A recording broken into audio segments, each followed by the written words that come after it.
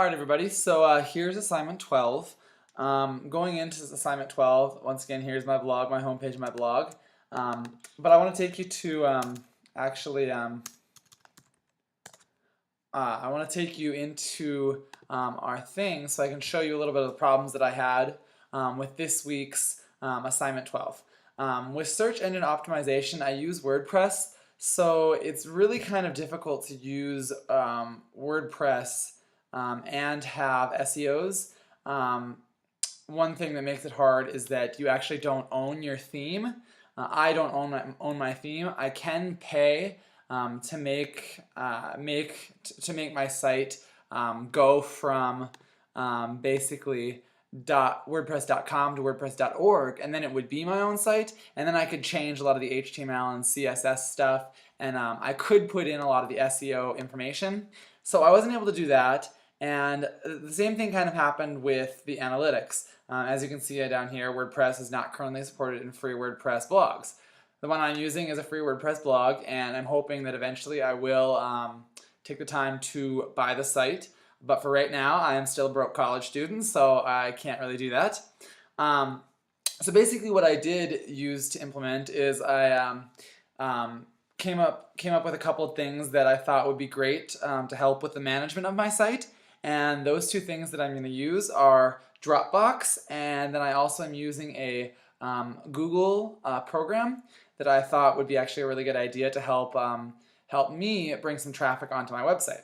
So basically, so we're going to talk a little bit about Dropbox. So Dropbox is a great idea for me because I put a lot of my PDFs on to my website, as you can see in the resume news clip section. I mean, a lot of these PDFs that I put into these galleries right here come from PDFs that I already have and their images.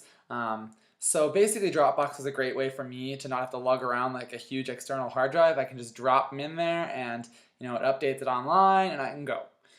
So I felt that was a great way to store all of my clips and stuff, my news clips, without really having to lug around a flash drive. Another thing that I did was I found Google Alerts, which I thought was kind of an interesting thing.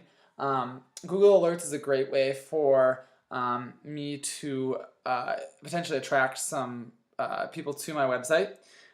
Basically, an alert that I created is journalism jobs, and basically what it's going to do is it's going to every once a week, Google's going to search, and all the results it finds, for a week, I guess, will be delivered to my Gmail, and I can scroll through them and stuff, and basically what that's going to do is it's going to show me a lot of different things, but not necessarily this, but it'll show me a lot of different jobs that may have come available for journalism and different opportunities. So, and then as jobs come available, I can potentially send in resumes and attract people to my website, and get them coming into my website to see my stuff, and potentially get employed. After all, this is a professional website for a professional journalist.